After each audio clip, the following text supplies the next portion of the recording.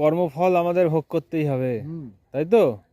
তুমি চাষ করছো, তুমি চাষ করে কি করছো? কেমিক্যাল স্প্রে করে দিচ্ছ, রাসায়নিক সার দিচ্ছ, সেই স্প্রে করে আজকে করে কালকে নিয়ে চলে গেলে বাজারে।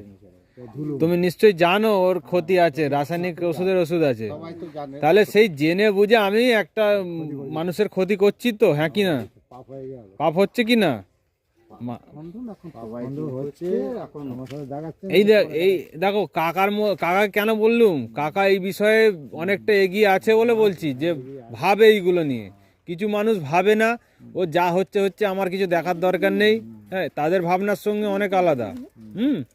যে ভাববে তাকে ভাবাতে হবে, আরো গভীরভাবে ভাবাতে হবে। হ্যাঁ, তাই জন্যই বললাম বিষয়টা, যে এই বিষয়গুলোতেও ওই জন্য আমি জৈব সার ওষুধের কথাই বলি। যত জৈব ওষুধ তুমি ঘরোয়া ওষুধ তৈরি করে দেবে, সেইগুলো তোমার তার কোনো ক্ষতি হবে না। তাকে তুমি খাওয়ালে, একটা ভালো জিনিস খাওয়ালে, তার থেকে বরং পুণ্য পাবে তুমি।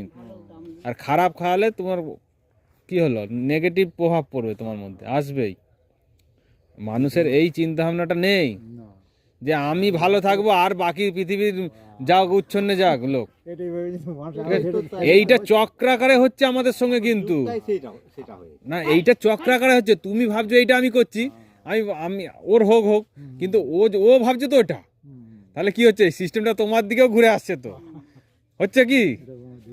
এই জন্যই আমরা বলি একজন দুজন করে পরিবর্তন মানুষকে বোঝাতে হবে, বলতে হবে। এবার পরিবর্তন হওয়াটা সবার পক্ষে সম্ভব নয়, কিংবা কেউ শুনেও মানে না এগুলো। আরে পথ তো সব আছে। আমরা এই যে চাষবাসে কি জৈব, আগেকার দিনে গোবর সারে এইসব চাষ হতো। তো আমরা আধুনিক হয়ে যদি আমরা দেশের সংস্কৃতি এবং এইগুলো যদি না আমাদের মনে থাকে, তাহলে আর কিছু করার আছে বলো?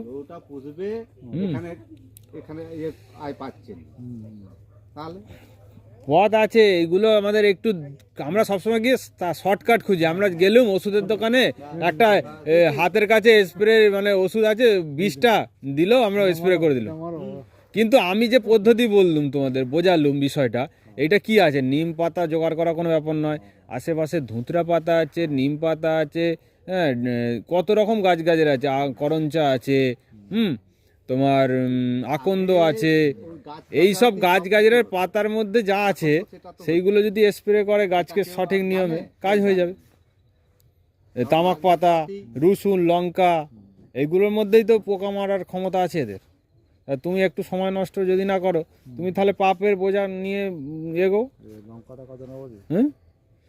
তোমার বললাম তো, 1 কিলো ডাঁটা সমেত নিম পাতা নিলে, বেগুনের জন্য যেটা এটা বলছি, ডাঁটা সমেত নিম পাতা নিলে, তারপরে রসুন 150 গ্রাম 200 গ্রাম রসুন নিলে, 500 গ্রাম তামাক পাতা নিলে, আর 500 গ্রাম কাঁচা লঙ্কা নিলে, আর 10 লিটার গোমূত্র, এগুলোকে যদি মিশিয়ে রেখে দাও, 1 মাস পরে এটাকে নির্যাস হিসাবে ব্যবহার করবে।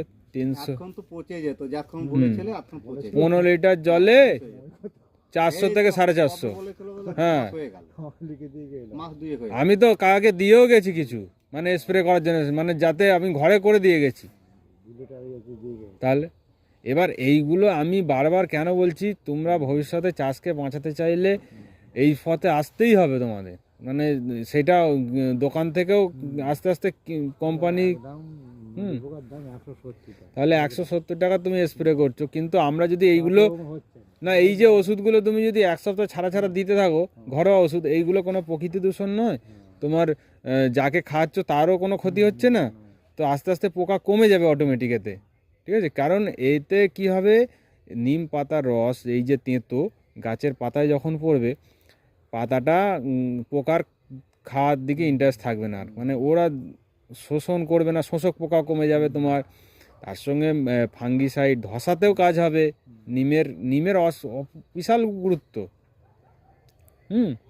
তোমার যখনই স্প্রে কম করবে, তোমার বন্ধু পোকা জমিতে বাড়তে থাকবে, তোমার অটোমেটিক পোকা কমবে, ঠিক আছে?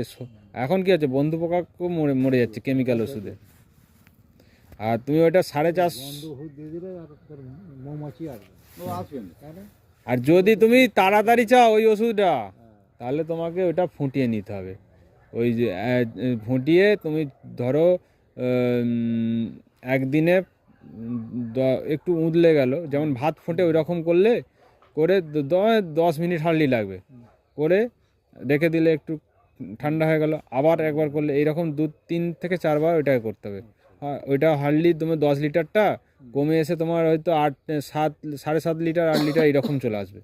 ঠিক আছে, ওটাকে এবার তুমি কাপড়ে চাপা দিয়ে দিলে হাঁড়িটা, হ্যাঁ চাপা দিয়ে দিলে ওটা এবার 48 ঘন্টা পর তুমি 10 লিটার জলে 300 ml করে ওই লিকুইডটা ব্যবহার করলে। হ্যাঁ 300 ml।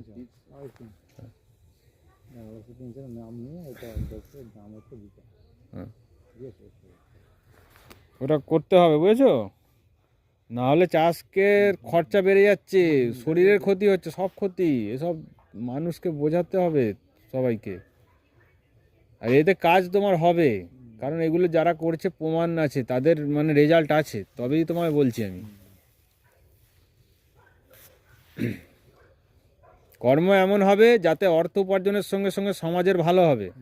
আর অর্থ উপার্জনের জন্য তুমি যদি কারো ক্ষতি করো, তোমাকে তার ফল ভোগ করতে হবে। কিন্তু আজকে মানুষের সুখ শান্তি নেই তো। আজকে সমাজে ঘুরে দেখো, গোটা সমাজে আগে মানুষ এত গরিব ছিল, আগেকার দিনে, আমি এটা অরিজিনালি বলছি তোমায়, তারা কিন্তু এত কষ্টে এত দুঃখে ছিল না মানুষ। এখন যে অবস্থা মানুষের,